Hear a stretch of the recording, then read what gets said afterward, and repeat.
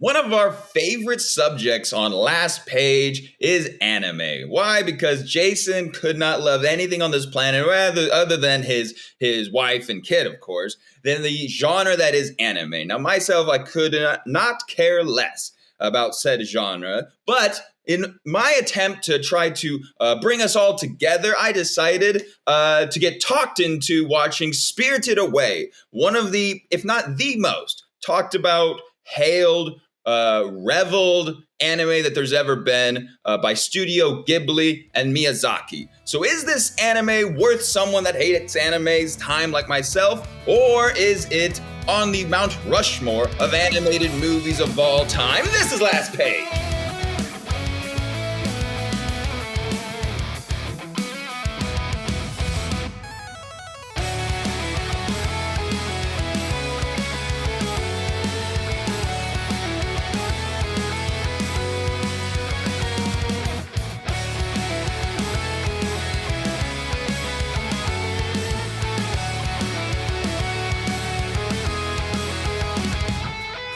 Issue 36 of Last Page. Thank you for joining us. I am your host, Maverick King, joined by the paragon of positivity, Jason Cedars, the rambunctious Rembo, and special guest joining us across the oceans, literally this time, Mariah DeLentz. Thank you so much for joining us to talk all things Studio Ghibli.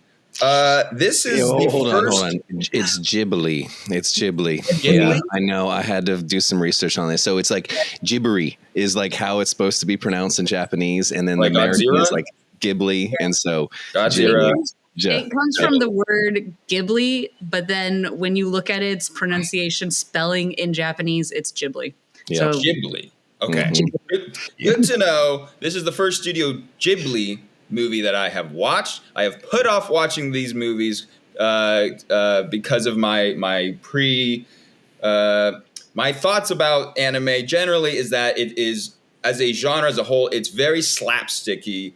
It's so over the top. And I think as a child, when I watched Pokemon, I can accept that. But as an older, like when we watched in a previous edition of Last Page, when we watched One Punch Man, it was just such insanity where I'm just like, my brain cannot, as a stupid adult, I cannot process this anymore.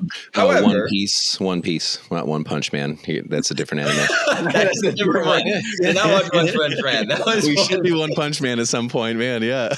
One Punch Man. There's 100 Mafia or something like that. Mob Psycho, 100 Mob. Yeah. There's a lot of ones like that. So this movie is on the IMDb top 250 movies of all time, not animated, but movies of all time. I want to say it took 32nd place of top. There you go. Movies. It won an Oscar. So this movie is hailed by everybody to be an incredible movie. I was very confused because this movie, Spirited Away, and the other one being Graveyard of the Fireflies, are like the two animes that everyone always talks about. I had not seen either. I thought I was watching Graveyard of the Fireflies because I thought that Spirited Away was the movie about like World War II and stuff. So when this movie began and quickly started going, I was really confused. I was like, what the fuck is going on? So anyway, let's get into it. Jason, being the big anime guy you are, just kind of give me your initial thoughts and feelings about Spirited Away. I am so happy that we have inducted this into our movie reviews, and hopefully this isn't the last time we do some more anime stuff. So I'm very excited to talk about this. So, this is a very different part of the anime world, though. This is a much more, I think, Western embraced, a little bit more easier for a lot of people to gravitate towards. It being Walt Disney, I think, even took on the distribution rights of this movie, and so, and this is early 2000s, so this is a cool time for anime, because 90s was really big for the serial shows, and then movies started to become really big over here. And so, this winning the what was it? The Oscar for Best Animated Feature Film in 2003. And so they came out 2002, won this, and it is the only Japanese animated film to ever win that Best Animated Feature, and the only foreign film to ever do that too.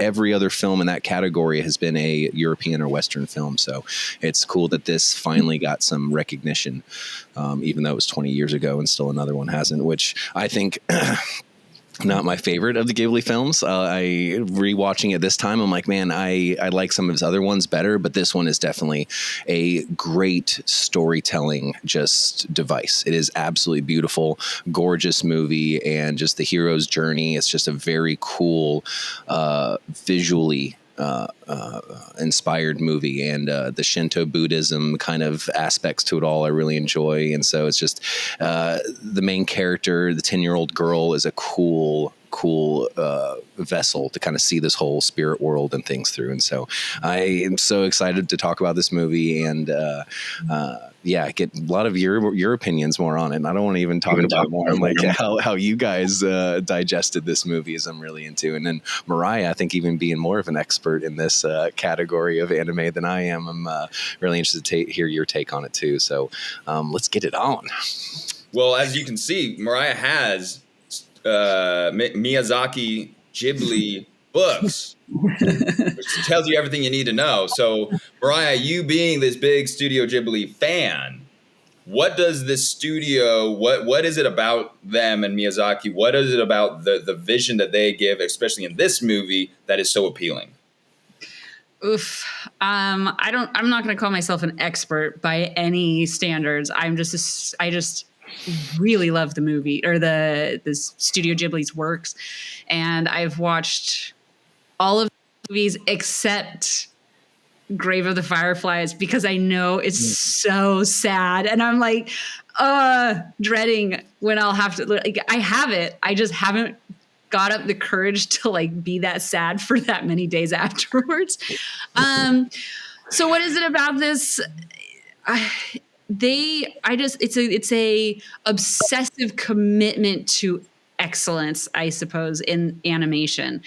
I mean, Hayao Miyazaki is by all counts a workaholic, and I think he gets up and like goes to work at like 6 a.m, and he has a promise to his wife that he'll leave work by 9 p.m. And it's like, the movies are so beautifully crafted. And in terms of animation, obviously they're all still hand-drawn, handmade, which is extremely rare nowadays. It doesn't even exist anymore. Everything is digital. And there's just something, even though anime tends to be a very minimalistic, simplified type of drawing, there's so much beauty and detail that goes into these films. And I think when I first watched Spirited Away, I thought, this is the most disturbing movie I've ever seen. And I just kind of was like, I'm never going to ever watch that again. And then after watching a few other Studio Ghibli films, I thought, okay, I must have just missed something. I'm going to go back and rewatch it. And I did. And I think as a Westerner, if you're not used to like Japanese culture and religion and things of that nature, it can be really hard to understand what's going on in the movie. And the more you have experience of that and understand some of those things, the more you get the movie, let's say. And so my first experience with Studio Ghibli movie was only yesterday.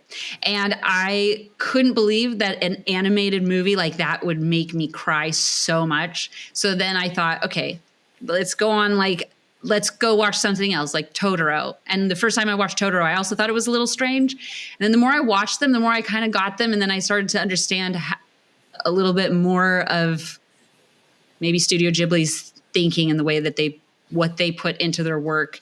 And they're my go-to movies now. They're like my comfort movies. Interesting. I will say, I am very excited. Well, I'm very grateful that Mav, you agreed to doing this. We've been working on you to do an anime in a while. And this is now only my second time seeing this. So I'm also definitely not nearly as well versed in Studio Ghibli movies. But I saw Spirited Away like on a whim at a friend's house a year ago, 2 years ago. Yeah, like a year and a half ago. And Ethan just like put it on and I was like, okay. Like I was like, oh, I've heard of this movie. And then I'm watching the movie and I'm like, what the fuck is this? Like just completely unprepared for how so much is going on, but in a super controlled way. And there's like, it just blew my mind in like, how they do their art. I love how these movies look like. So I've just seen Spirited Away and I've seen My Neighbor Totoro, as far as Studio Ghibli movies go. So I've got a lot to see, but similar drawing styles in this, and I think in also the other movies. So just right off the bat, I love the design of the characters and how they animate. Specifically, how they animate kids' movement, I think is done better than any other cartoon that's ever existed. Yes. Their representation of how the positions kids get in and how expressive they are is done perfectly. It's incredible. And I didn't even think about it until I watched these movies, and I was like, it just really stood out to me in a way that never stood out to me before. So, and then separate from the incredible design work and the hand-drawn animation, I think there are a lot of really cool messages and themes in a really, really well-told story that you can understand just as a Westerner, but also like if you do a little bit more research and reading into it, you can like pick out these very specific Japanese cultural topics that they kind of go over. And yeah. So it's definitely, and this is only my second time watching it through this time. But yeah, just as good as I remembered, and if not better. I'll say that's my that's my intro, but love it. Love this movie. The IMDb plot line to me is already a spoiler, even though it happens like 10 minutes into the movie. So if you haven't seen Spirited Away, you should watch Spirited Away, because we're going to just talk immensely into the details of this movie. But the IMDb plot line, this movie was released in 2001, which is crazy to think that a movie like this is already 20 plus years old. Wow. It says, during her family's move to the suburbs, a sullen 10-year-old girl wanders into a world ruled by gods, witches, and spirits, a world where humans are changed into beasts. Now, like I said, I thought this was a movie that's loosely about World War II or the post-Japan World War II. So this movie starts, and it's modern day, so I'm already confused. And they're driving, and they get to this market, and this girl is with her two parents. She doesn't want to go. The parents want to go, and they go, and there's this big market there's nobody in sight of this market, but there's all this fresh, amazing food, and the parents just go crazy, and the parents just start eating everything in sight, and the girl completely stays away from eating. And then slowly but surely, all of these spirits show up, and I was already thinking, like, this is so weird. Like this. How does this tie into World War II at all? The tone did not seem appropriate to be talking about like Japan after the war. But the biggest the biggest twist of a movie that I've seen this early in a movie is that the daughter rushing back to the parents, and they have turned into giant pigs eating the food. And I was like, okay, what the fuck is going on in this movie? And then when the spirits all start showing up, I was like, what? It really blew my mind early on. And the music was very strange because it was very horror. Like everything that was happening was so horror filled, but the music was almost like, looks like this is kind of like, oh, what a magical world this whimsical, is. Like, yeah, very this whimsical. is scary. Mm-hmm. That's a really good observation. So at what point did you like stop and like, okay, this is not about World War II. This is something else. Is there finally a moment where you're like, looked up what the actual movie was about? No, I never looked. I watched the movie last night. I never looked up. I haven't looked up anything about like the further messaging or plot details. But once the pig part happened, I'm like, okay, this is. And then I thought about it. And I was like, okay, there's that Graveyard of the Fireflies movie. That's probably the World War II one. You weren't searching for this World War II reference all the way up until the end. Like, where was it? It's like the dragon represents the river demon, like the sludge thing is definitely Hitler. That's got to be Hitler. Yeah. But yeah, so Jason, talk to me about the market scene, the introduction of all these spirits that are coming back, and then they get angry at the parents. Honestly, I think that first scene is supposed to really throw everyone off who's watching it, because even some sort of knowledge of Shinto, which you can tell that this company very embraces that religion and embodies it in a lot of their movies, and Shinto, like, just the easiest way to describe the religion is everything has a spirit. The river does, the tree does, the sky does. Everything is represented by a spirit. And this movie being a vacation spot for those spirits, a bathhouse where they can come and relax and wash away the problems of the real world. That's not really explained. And I don't know if that's like, it's something where, as if you know that religion, that there are spots in the world that are like that. Cause I think this is an abandoned amusement park is what they say at one point, but it doesn't feel like an amusement park. I'm not seeing roller coasters and, and games and things like that there, but this must be a very like old school Japanese amusement park, or what they would do like in the, I don't know, 1600s or something like that, like way back in the day. But yeah, you figuring out that this is that portal between the worlds. And I think everything kind of changes at night too, once they're always there, but you can actually see them at night. It's a very like jarring and then very visceral, like those pigs and the food and just everything and all, and meeting the, they call him like the foreman or the kanji or kamanji, the boiler man. Boilerman. Yeah, meaning the Boilerman. Yeah, because I think that's like one of the first big kind of like spirit kind of things that you meet, and like, okay, this is going to be one of those like kind of very weird movies, because I think it was Princess Mononoke was right before this one, and then Totoro probably far before that. And as far as him doing very spiritual kind of forest movies, and so you're kind of going into this knowing that this is his style. But I mean, yeah, even from someone not privy to that kind of information, I can see it being very. I would have liked to sit on the couch next to you, Mav, while watching this and just watch your head explode at some of these scenes. So, but no, I thought it was a really, really great introduction of like the hero's journey, where it's like she's losing something right off the bat, and she has to gain knowledge to kind of get out of this world and move forward to try to save her parents and things. So I think it's a great like stepping stone, like a launching pad for this whole movie, where you're invested immediately with a very simple story. It's like, girl needs to save parents, and how she's going to go about that. But we are like discovering this place along with her. And then just every scene is just a portrait, it's like this beautiful landscape where they have her kind of dancing across it. And like you said it perfectly, the animation of the children, like her running around with her hands up a lot of the times, like doing one of these things, like half the movie, one arm is up. It's so much like, a little girl would be running around, doing scared, and so it's doesn't even matter sometimes what the story is. You're just so invested in what's like happening on the screen, just visually. So yeah, great introduction. And I love how it starts off, and then just that bridge walking over to the bathhouse, that massive, huge building, it's like, thousands of stories high, you kind of feel like, but that is like my classic vision of this movie, is her standing on the one side of the bridge with the amusement park, looking across it up onto that one. And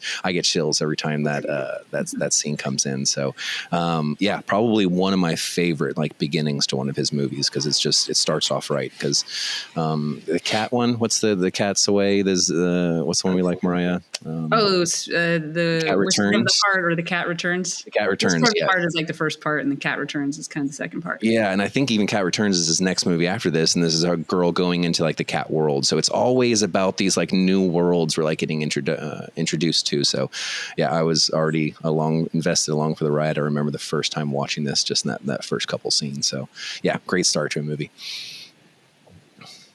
Yeah, Mariah, I'm gonna need a lot of help. I Remember like the big scenes really throws a like weird curveball right in the beginning. I feel like I think one of the things that Miyazaki does is like you see this and also like My Neighbor Totoro is like only children can kind of are aware of the spirit world. Like there's a special gift children have to be able to see the spirits. Like in My Neighbor Totoro, the children are able to see Totoro, but the parents don't. They're able to see the soot sprites and even in Totoro, Granny makes a reference like, I used to be able to see them when I was your age. And so I think the kind of opening scene in Spirited Away is like, Chihiro has this sixth sense that her parents are not having. And like she's seeing things and feeling things that they're kind of oblivious to. And then them turning into pigs. I remember the first time I watched this, I was like, that was so disturbing. And I think you made an excellent point saying it's like everything is happening, feels like a horror film. But then you have this really like merry, happy-go-lucky music happening, which is almost I don't know, it's just very discombobulating, I suppose. But sorry, what did you want to ask? Did you want to ask a question? Yeah, so I'm going to need help kind of just remembering what happens in what order. So I believe after that, and the daughter, the girl is freaking out and whatnot, she's introduced to Haku, who is the what exactly is Haku's role in this world? He's a spirit of a river. Well, but his role is he's apprenticed to Yubaba, the head honcho, the head witch.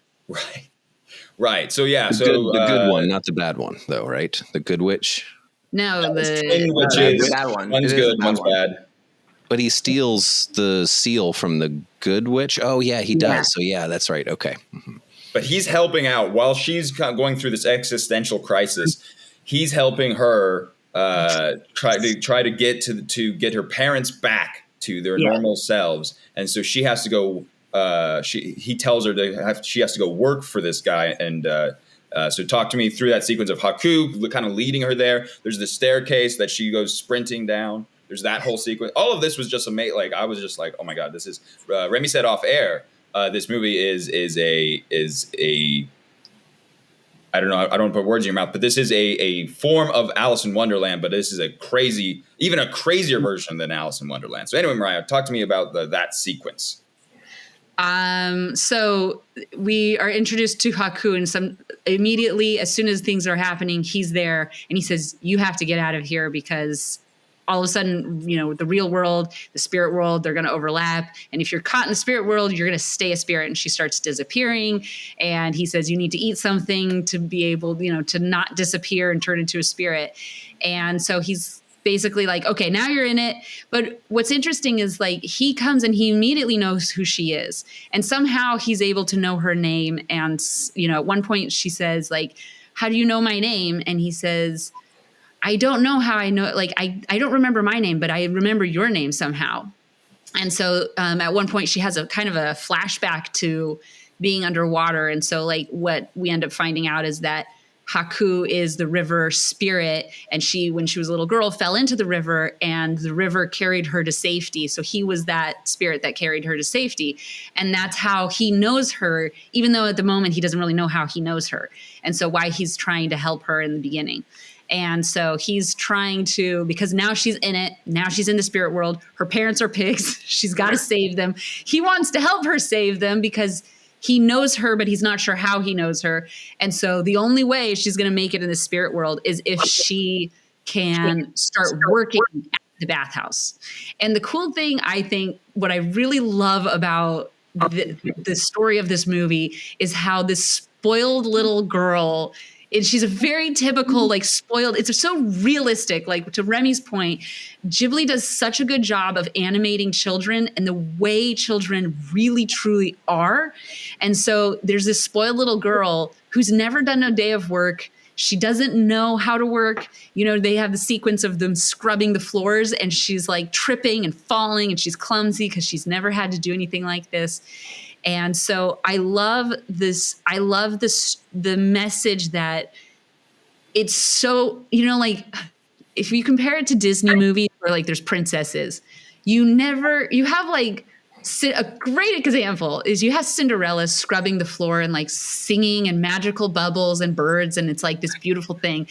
And you have Chihiro who has to scrub the floor, and it's like she's clumsy, it's difficult, and the whole transition you see of her hero's journey is like through hard work and caring about others, she's able to transform from this very spoiled, shy, like fearful little child to on the brink of a young adult, being able to take care of her parents, save them from Yubaba. And I really like how that feels very real. You hit the nail on the head with what this movie is. It's more of the transition of her than it is defeating, some bad guy or, conquering something. It's all about her kind of transition as becoming like not an adult, but maturing, through this and, almost dragging her parents along with it too. Is like, she is definitely the one that went through this journey, not the parents. So yeah, that's so cool. There's not some big fight in this. There's not some bad guy that's defeated at the end. It's her triumphing. Yeah. Really good point. I really do love the design of Kajira? The 6 arms. Kamaji. God dang. I was trying to get the letters in the right order. Kamaji. I love the design of Kamaji when she shows up and he's got all the arms that like Mr. Fantastic reach up and stuff. Yeah. And drinking the water out of the pot like that. Yeah, drinking water out of the pot and then the little soot spirits, everything.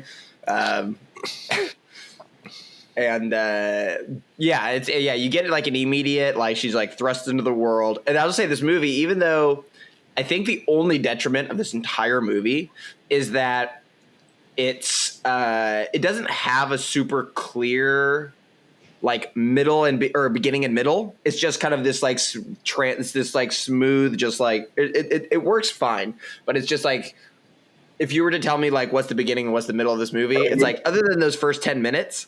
Those first 10 minutes happen, and then it's like the entire middle of the movie, and then there's like the end. So it's the how this movie's broken up is kind of odd, but the way it kind of rolls is, she gets like thrust right into this world, and she basically has to work to survive. And she signs a contract with saying that she'll do this job with Yubaba, the big bad witch, and so then you get this nice. So then like you basically get this world. And so what again, like with the messaging of the movie, then you see the world of the spirit world and this bathhouse that basically just represents greed and gluttony, which is also the reason that her parents turn into pigs. Very Pinocchio-like, by the way. Very Pinocchio-like in that that creepy transition. A donkey. But I love, it's like this bathhouse, and they're like basically catering to all these spirits, and all the workers and in the head witch, they're all just obsessed with money, gold, and just like food, and it's all meaningless. But like even through that, you get this nice story and transition of character for Chihiro, and I think I was gonna say, because like the next big part after she first she gets the job, and then she has to deal with, I think the next big part is her dealing with the what they believe to be a stink spirit. I think it's supposed to be a polluted river spirit is what it is. Right. It's like a river but been polluted. Yeah. The first customer. Yeah. Yeah, the first customer, and everybody's just like freaking out, and they're like running all over the place, and nobody wants to do it. But she's like, she like takes charge, and that's the thing is, even with her flaw, so like she's not like a terrible character, spoiled, yes, but she does have inherent patience and kindness. Yeah. And that's basically what gets her to like successfully help this spirit. and pull all this garbage out of them, and then like another like what the F moment for me when it's like out of it comes this like weird skull thing. I'm like, what? Like, oh man, so weird. It is. It's just a trip, dude. That's the thing is there's so many different animation angles to this movie that you can talk about.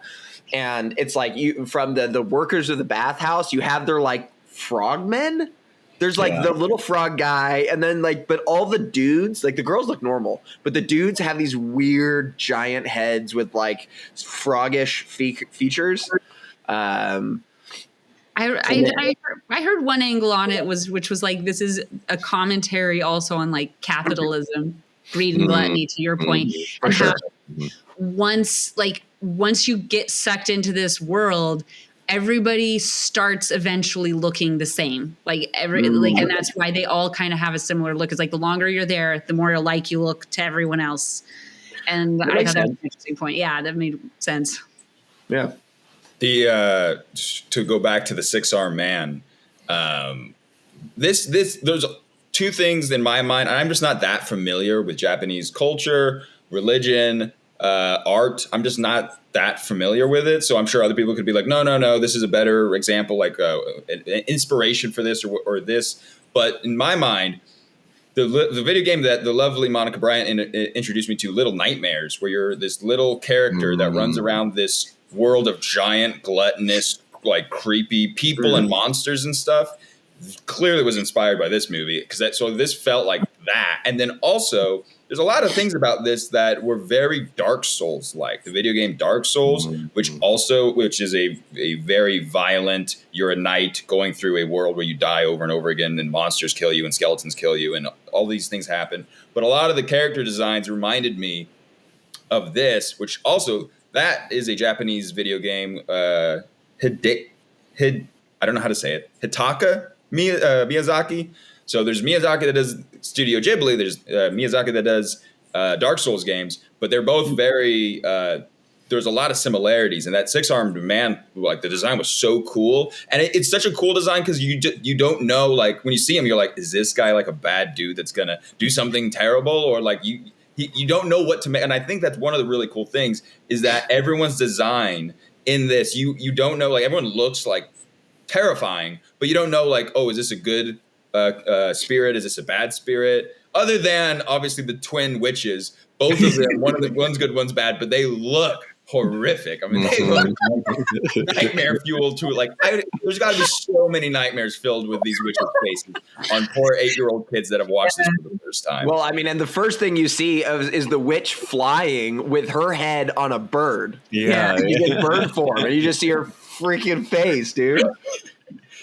Well, how easily she like turns into the bird, you know, puts the cloak on, her nose is already very beak-like, and it just kind of goes in there and she starts just flapping her arms, you know, inside of her little cape. So she does that bird transformation so well. But yeah, the zoom ups on her faces and stuff like that. Oof. Yeah, it's so bizarre. Like the animation for some reason is so good, even though it's like, it's hard to say, oh, it's so good, because I think we associate good with realistic, and it's so far from realistic.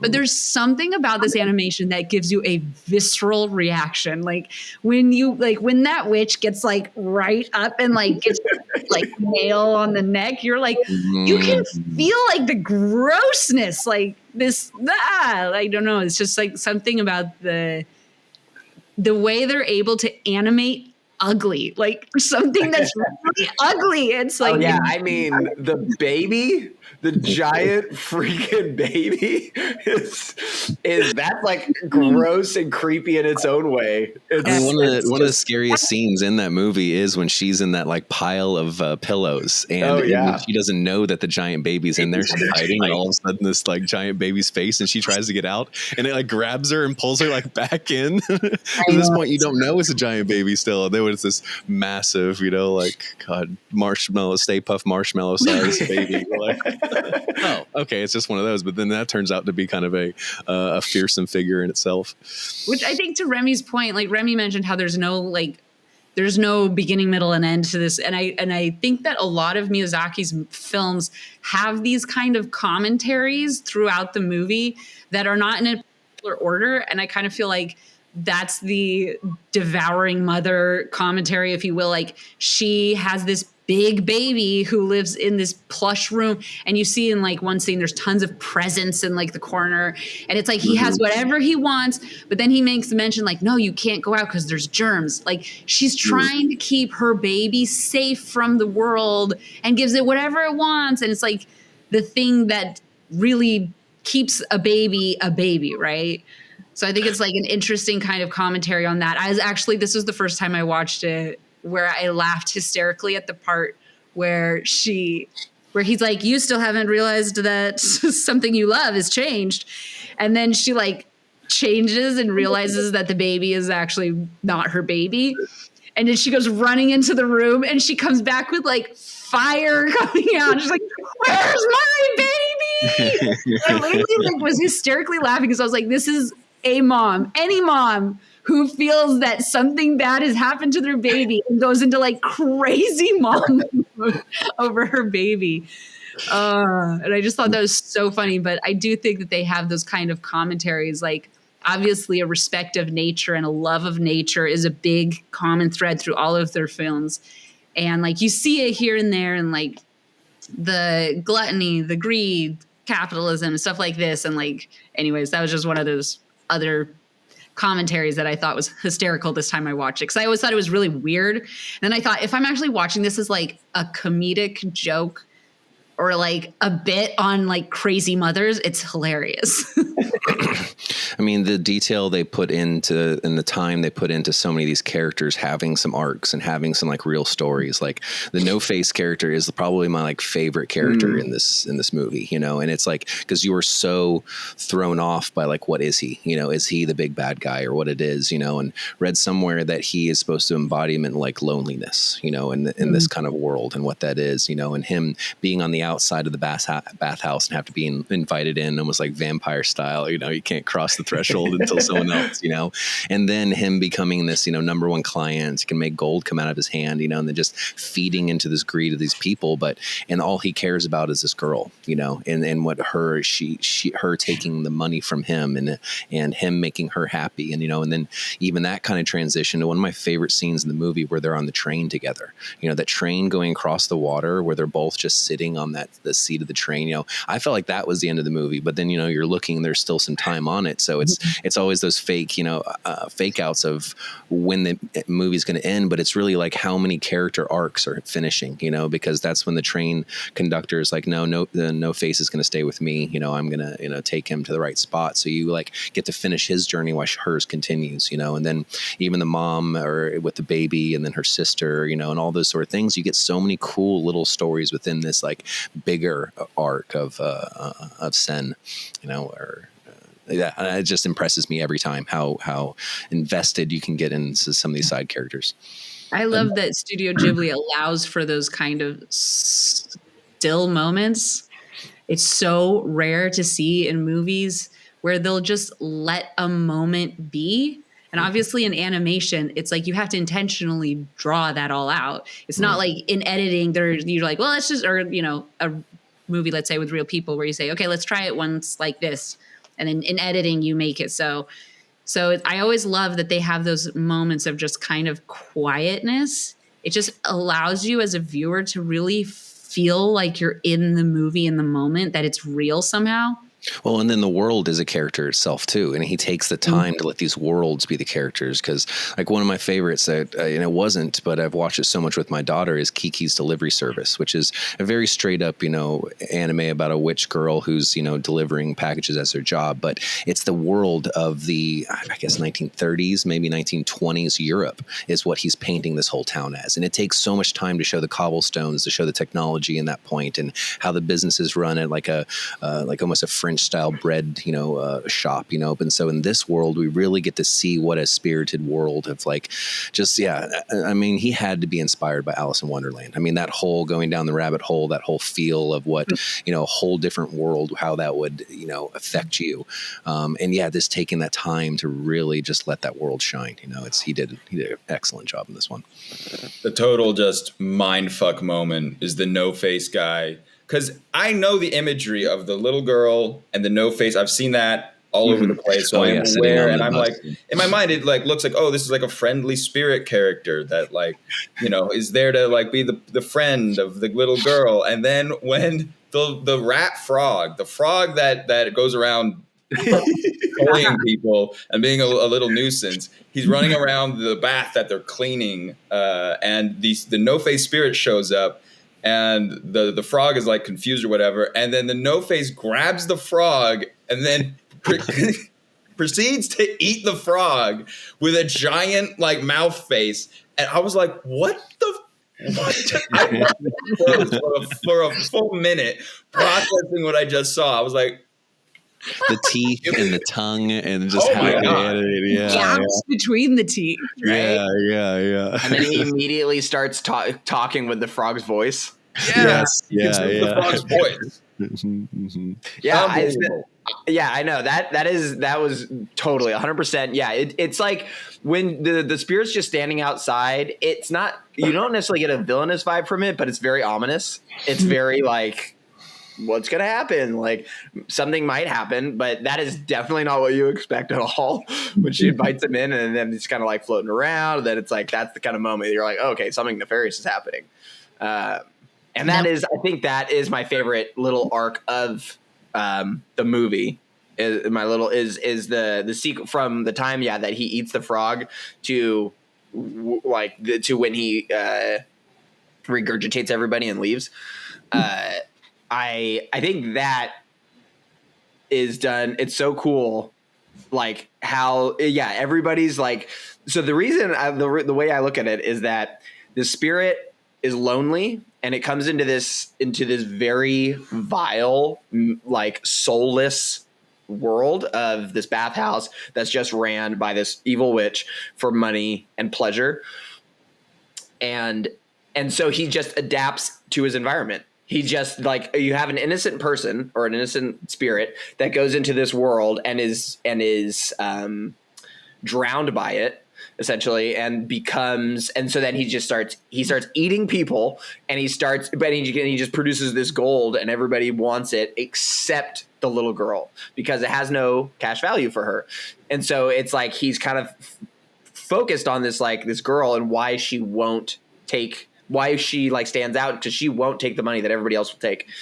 And I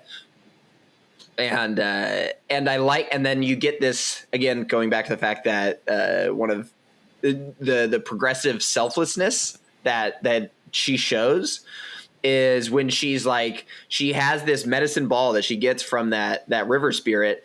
She has like this medicine and she's planning on using it for her parents, but then she gives the first half to Haku, to save Haku, and then she has the second half and she gives it to the no face spirit.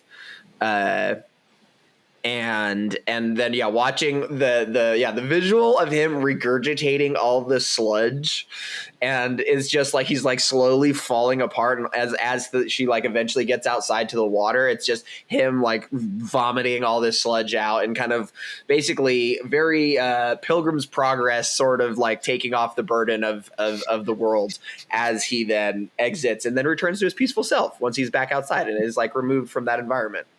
I fucking love that. I love that whole progression. I love that scene so much. He's so good at doing liquid animation. Mm-hmm.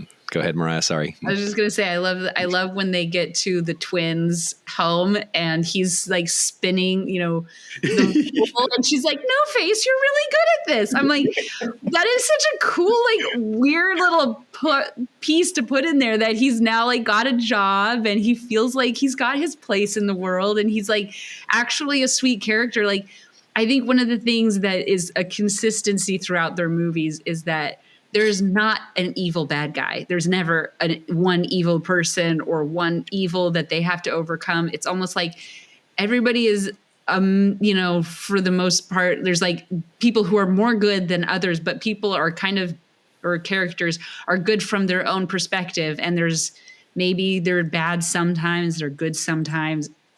It's very nuanced and interesting in that way. And that's pretty consistent, I think, throughout their movies. Mariah, did you watch this time or most of your times English or Japanese dub?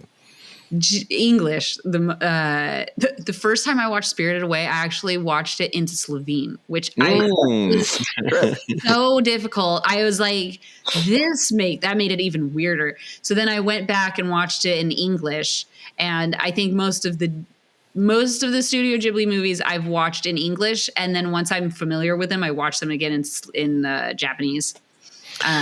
Maverick and Remy both watched this in Japanese, and this is in Maverick's first time seeing it in Japanese, which that's the right route to take in most of Japanese anime, because this is a huge art. But the long and short of it is that they don't really put the effort into the dubs as they do with the original cast. They just almost slap on some people and they don't edit it very well and things for most of anime dubbing.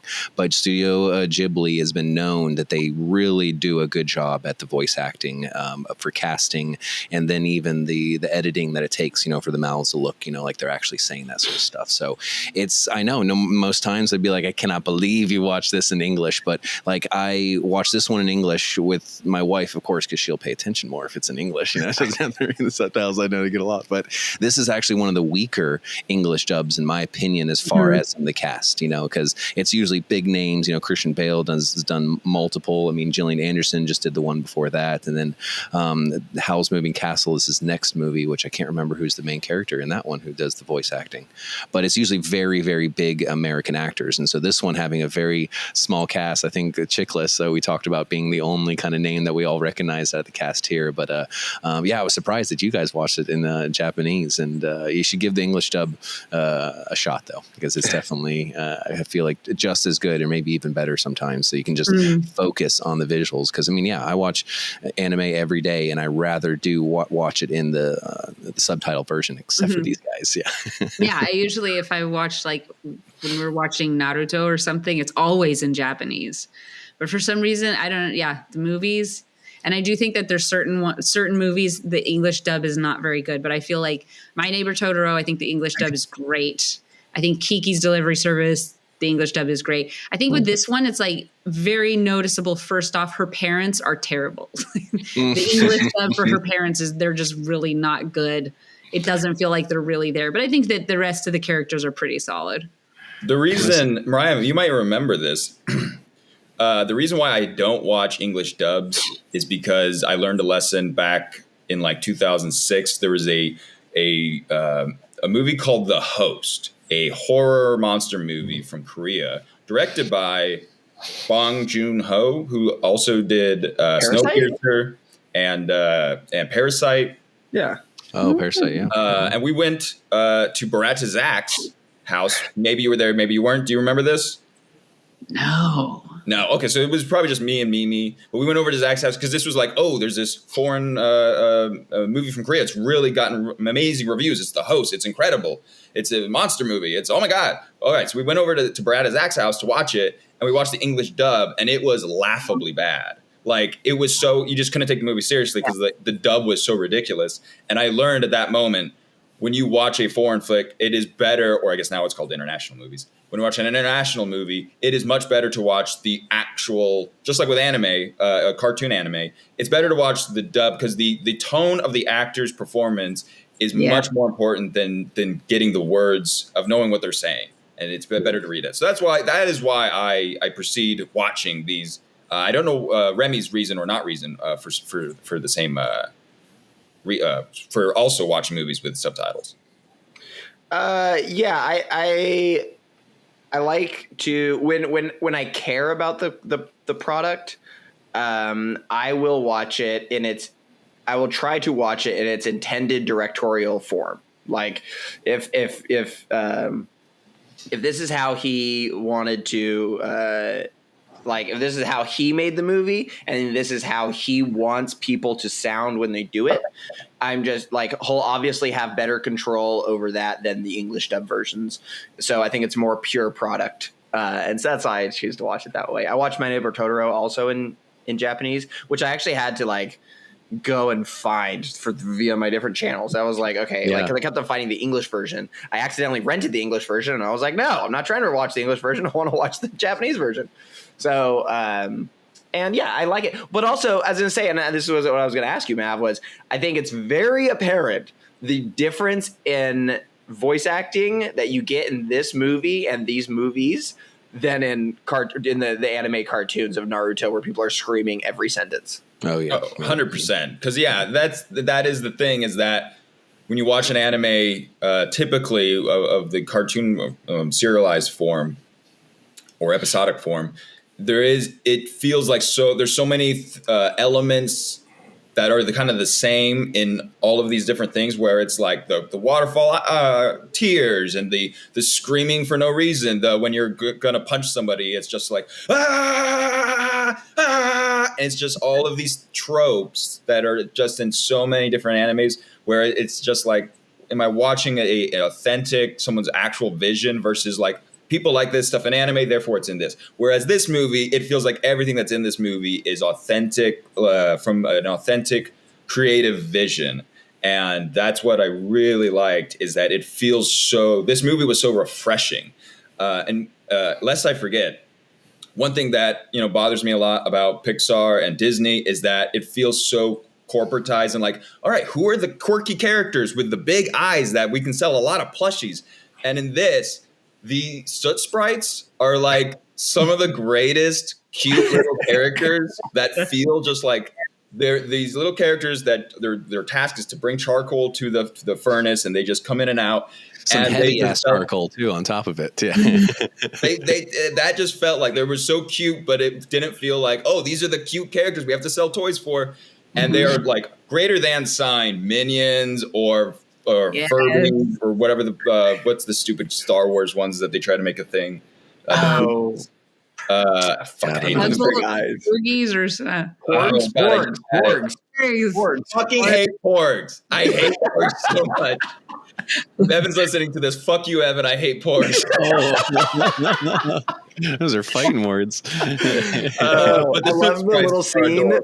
I love the little scene when one accidentally crushes himself. She helps him, and then the other one gets the idea to crush itself. Yeah. Like, oh, help me too. Yeah. And then the guy's like, no, you can't do their job. They'll all stop doing it. It's really funny. No, I think the reason for existence will fail if they just stop doing this. Something as dramatic, which is I was just going to say, I just love how special and individual each character feels, and like exactly what you were saying, Maverick, where it's like you feel in a lot of Disney movies or a lot of American movies, there has to be, even I just think of like Transformers, where it's like we have to have the like goofy Transformers to like make everybody laugh, and it just seems like a copy and paste system that they use. And this movie is like, everybody is so unique. I mean, like the radish spirit. She's like, the radish spirit. You're like, the elevator. You don't know if it's bad or good. You're like, okay, I guess it's good. But yeah, there's just like every character is so unique. And I love that. The diversity is crazy. Yeah. Like of all of the world, the diversity of not just the environment, but all the different characters. Like even just like the background spirits that come on from the ship to come and stay at the bathhouse.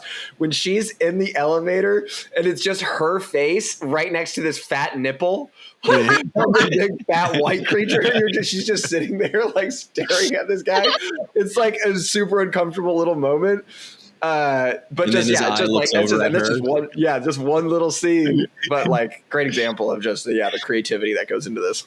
Well, and then there's meaning behind every scene, you feel like too, just like the message, that Soot Sprite one, it's like they all have a job to do. You can't take that job away from them thing, and then just everything has meaning or something that we can talk about 20 years later, for rewatching it the third or fourth or 20th time. You're like, oh, I picked up this, which is some social commentary on on XYZ. You know, it's like it's so deep, this movie, and it's like it's one of the, I think, few Ghibli movies that will do hold up to that aspect. Because a lot of them are just this fun little girl adventure, you know, discovering, you know, a neighbor in the backyard or something. But this is actually like a very like coming of age, you know, and defeating your problems, you know, and just like with basic smarts and what little knowledge she has, except for just being like a good person, you know, is what travels her through this. And I think it's rare in movies, and it's even rarer, you know, in this field of smaller movies, you know, in Japanese anime. So now I feel like we could talk about this for a whole nother hour, you know, and some little aspects of stuff.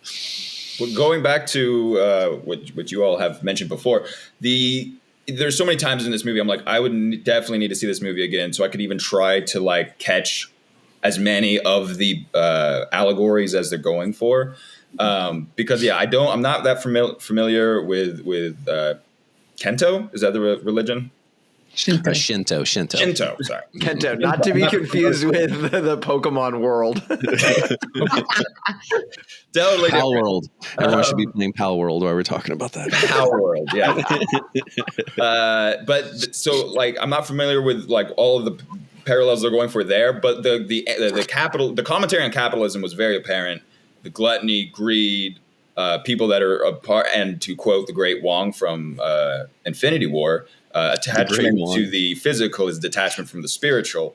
And so that is a lot of this, is that it's a spirit world, and yet everyone is like prisoners pretty much to this greedy system of just trying to get money and fulfill your pleasure desires.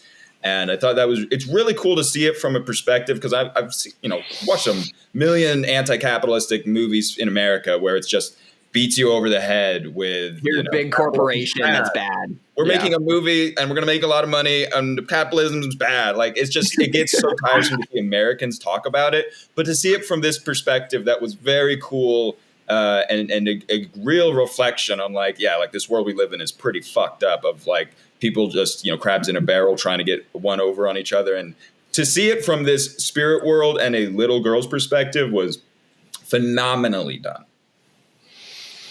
He was thinking about his next movie, and I guess a lot of them had not been this age group of daughters, and his daughter is this age when he's writing this movie, and had a bunch of her daughter's friends over, and he's trying to think about it, and that was the inspiration for this, is just a bunch of girls playing around him as 10-year-olds, and he wanted to try to show what they were like in our world, kind of thing.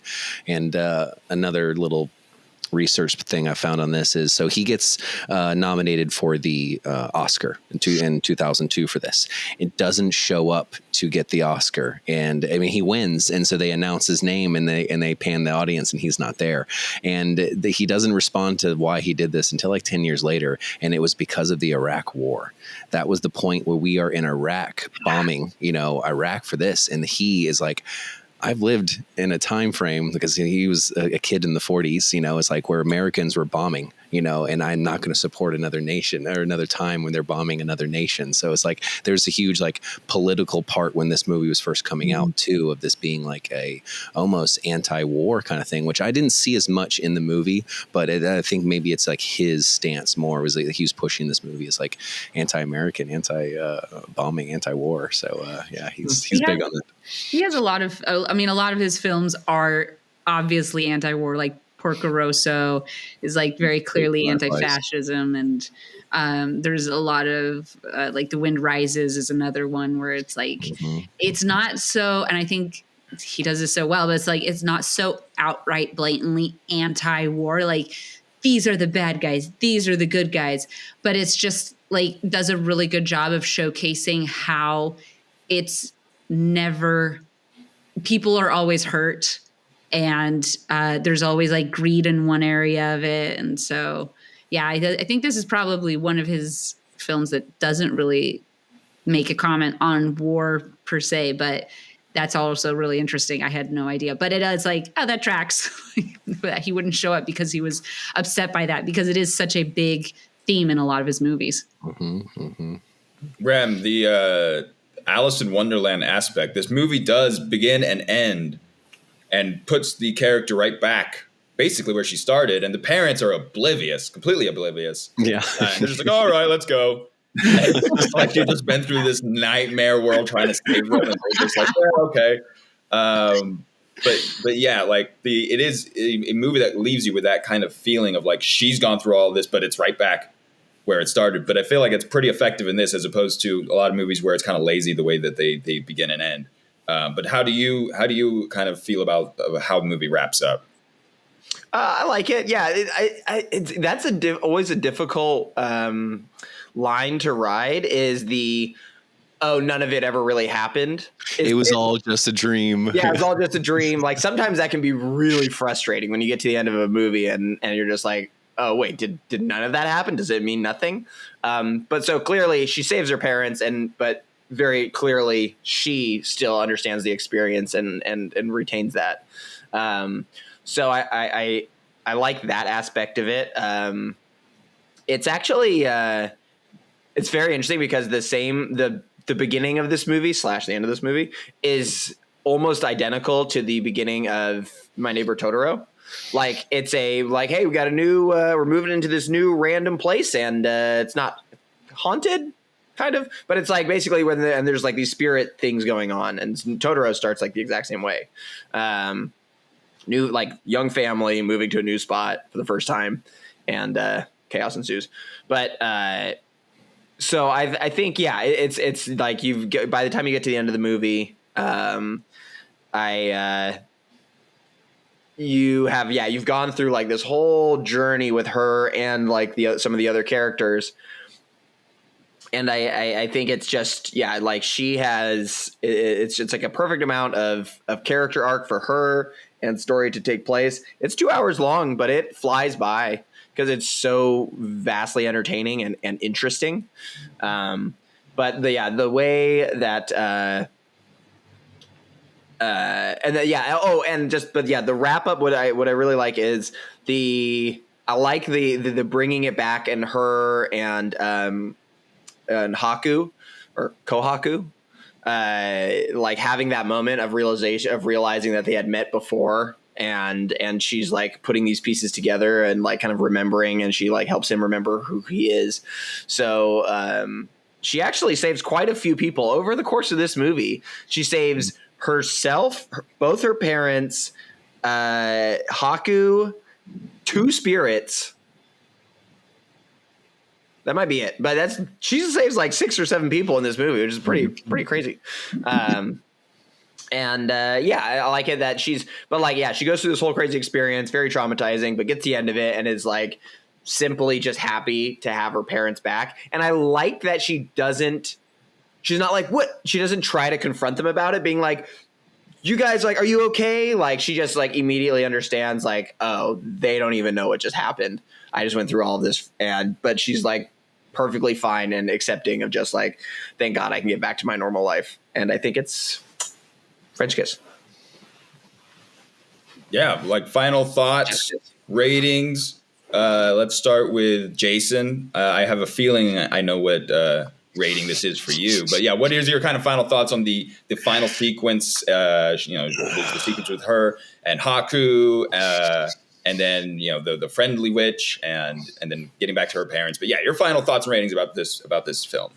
I didn't realize I was that predictable and that positive. When it comes to animes, I can not give it anything less than a 10 out of 10. I have to stand by what Japanese anime will always be a 10 out of 10 in my book, no matter what.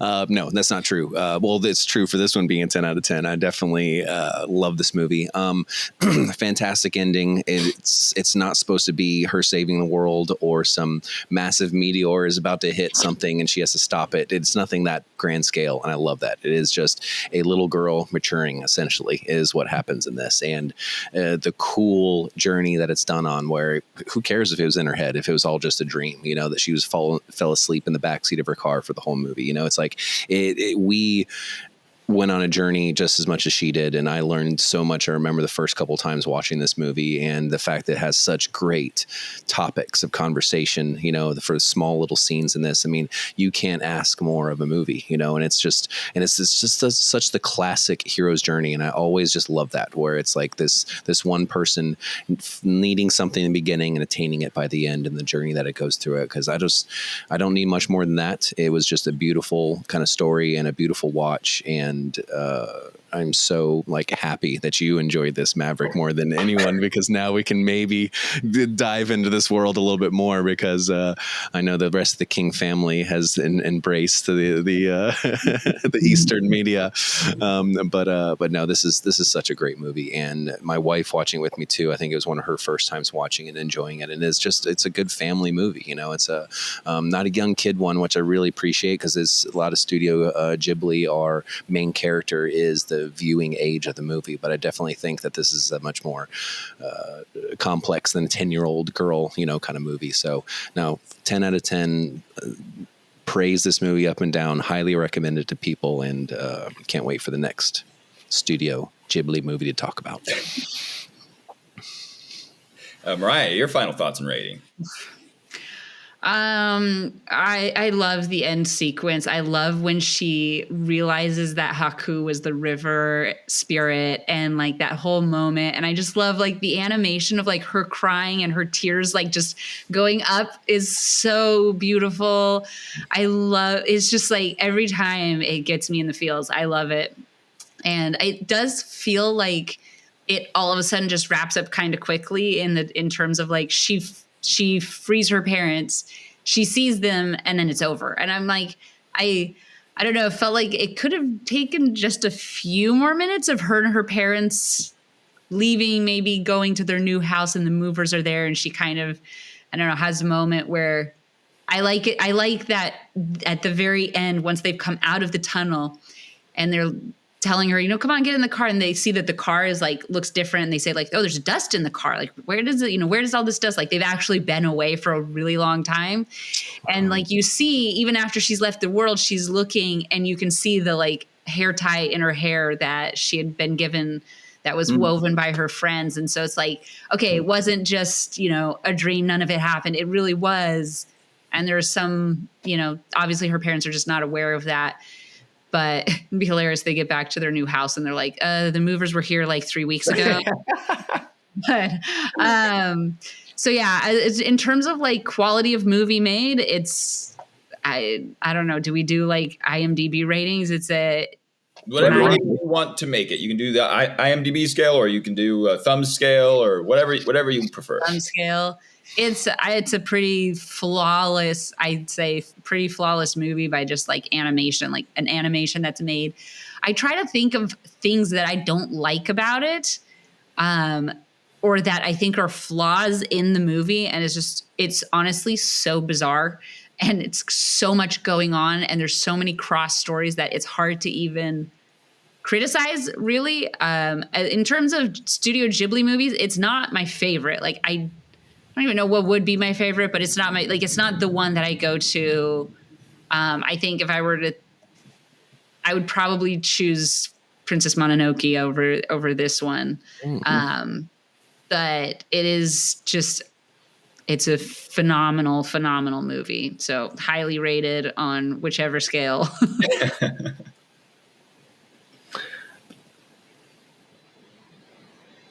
It's a 10. I think this movie's a 10. I think it's flawless. I honestly do. I don't think there's anything that you could possibly need to change about this movie. As far as animated movies go, I think it's perfect. Soundtrack is great. I love the theme song for this movie. We talked about it earlier. It's being whimsical and playing through various scary horror-esque moments. But yeah, I have that. I as soon as I watched this movie, I was like, I went to Spotify and pulled up the theme because it's so good. But yeah, other than anything I've already said, I kind of gave my thoughts on the wrap up, but I do. Yeah, I think Studio Ghibli and Miyazaki, right? Mm-hmm. Miyazaki. Mm-hmm. I always want to say Miyazaki, but Miyazaki. Mm-hmm. I think he is just ultimate like director who's got a very specific style, but everything that he does feels. And again, I guess I haven't seen all of his movies, but from the sense that I get is that all of his movies have a very deep feeling of, you can tell the people that made this movie are passionate about it and wanted went to this movie with the idea of let's make a really good movie with a really good deep story, and it's perfectly accomplished and executed. And I cannot wait to watch more. 10 out of 10. I always typically, if I really like a movie, I just give it an 8 out of 10 because I have to watch a movie again. I have to think about a movie, fall in love with a movie. Truly, like typically, I have to go. But it's like as far as trying to be like, oh, this is flawed about the movie. It is so effective at what it's trying to do. The characters are so great. The animation is incredible. And again, going from the safe, gross Pixarization of everything of Moana and Frozen. Oh, it's the crab monster with bedazzled eyeballs. Like, oh, it's the lava monster. Just these stupid, just made for baby bullshit. And this is like terrifying. Like, I can't imagine being like a kid and watching this for the first time, and he eats the frog or the sludge comes out of the mouth. Like, what kind of nightmare fuel would this give a kid that watch? I don't even know like what is the appropriate age that you show a kid this. Like, do you show them at 4 years old? Do you show them at 6? I don't know, but like. To me, this is healthy nightmare fuel for kids. This is the kind of thing I would want to show a kid because the world is a terrible, scary place, and you're going to have to live with nightmares. And no, you can't sleep in my bed tonight. You have to deal with it. No. I'll just 9 out of 10. Very, it is, it can easily be a 10 out of 10, but it is a phenomenal movie. I am a little concerned that this is the pure cocaine of anime, and that when I come back to watch another anime, I'm gonna get the shitty fentanyl lace coke. So, as our epilogue, so we wrapped up our discussions about this movie, what would you, the other host, what would you say is a movie? Because what I liked about this movie is how like the darkness, the creativity of the characters. What other animes are kind of in this kind of realm as far as what they look and feel like? I just watched one. I'm trying to remember it. It's this girl opening the doors. I talked about it in another, starts with an S. Have you heard this one, Mariah?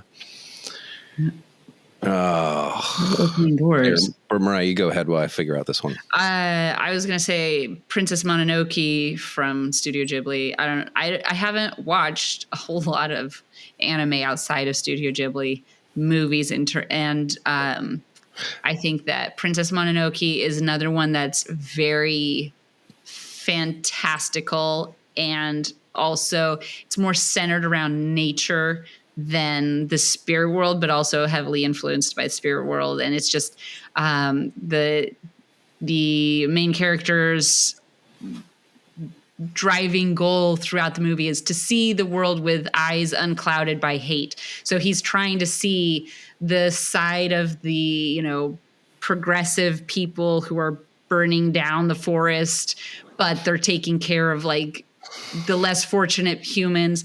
But then you have the forest and all the spirits who live there trying to preserve their forest. And so the main character is kind of like looking at both sides, and it does such an eloquent job of showing that. I think that's we could go there, or we could go with like, Grave of the Fireflies and just cry for 3 days. Yeah, Ghibli movies are very similar in kind of a theme where it is a little more approachable, a little like we have this message and it'll be a fun movie to sit through. So I think like you can't go wrong with any of those, and they all have different ones. But then trying to like think of some different anime studios and like what started Akira. Akira I think is something that everyone should watch, and it's just as weird and just as like dark and trippy, so it's got some of those very crazy characters. It's a little long. It's another 2-hour one, but it feels like it. But that's another one up with this one that's like top of all time. But this movie called Suzume I just watched it. It's Suzume, and best animation ever seen, like great message, things like that. That should be the next one that we all watch and talk about, because I was floored by this, and there's a lot to go into it too as far as commentary. But yeah, to answer that question short, Akira I think is another one. Like those two, Akira and this one, Spirited Away, I think every person should watch just to know what kind of like what, because then Akira is the other side of it. It is big like monsters and guns and motorcycles and explosions and stuff like that, but still has that very visceral, weird kind of feel to it. So yeah, this is just the tip of the iceberg here, Mav. You know, we're gonna go deep down this. This Could be the last one. I don't know. Now that I've had to watch, so I watched this when I'll be honest. When I was driving home last night and I had to watch this movie tonight so that we could talk about it, I was just not wanting to watch this movie at all. I was so like, I'd rather do almost anything. I need to play more God of War Valhalla. Like, I have very important things like that to do. And I did not want to be bothered to watch this movie. And the first probably 30 minutes of this movie, I'm just like staring at the screen like this. And Monica's like checking on me, being like, what do you think of the movie? I'm like, I don't know. Because it took a long time for me to kind of mentally process the movie. And then eventually I was just blown away the longer the movie went on. But Remy, do you have one that sticks out in your mind? No, not really. I'm as far as anime films go, I don't have too much experience. So yeah, their suggestions would be better than mine. Does Transformers 1986 count?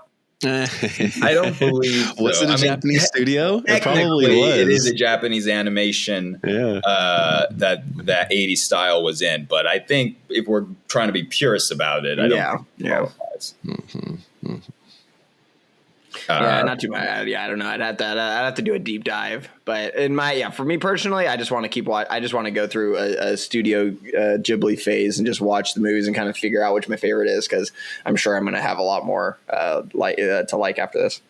The one that feels like this one the most, I mean, Mononoke, but the raccoon ones. Wait, what's that? Pom Pom? Poko. That's a really good one. Poko, yeah, because that's very Shinto Buddhist, and it's them trying to save their forest, and it gets all weird and creepy and stuff like that. But I'll just tell you, it's very weird because the raccoons like transform into like whatever they like shapeshift essentially, but they do it using their scrotums.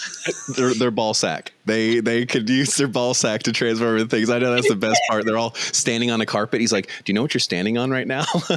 It's just ball sack is the whole ground. No, there's so much more to that movie. You just turned them off from watching it, Mariah. You weren't supposed to mention that part. Man, no, but you have to. Now you know you have to, because now I'm back to anime is a weird art form, and I don't like it. No, that's not helping our argument. Yeah, it's hilarious. It's so good. Pom Poko is an excellent movie. Excellent narration too. Yeah, commentary on deforestation. Deforestation. So it's a Brazilian wax messaging of a movie of your scrotum and hair and deforestation ball sack. Sure. Yeah, let's go with that. Yeah. And that's Last Page.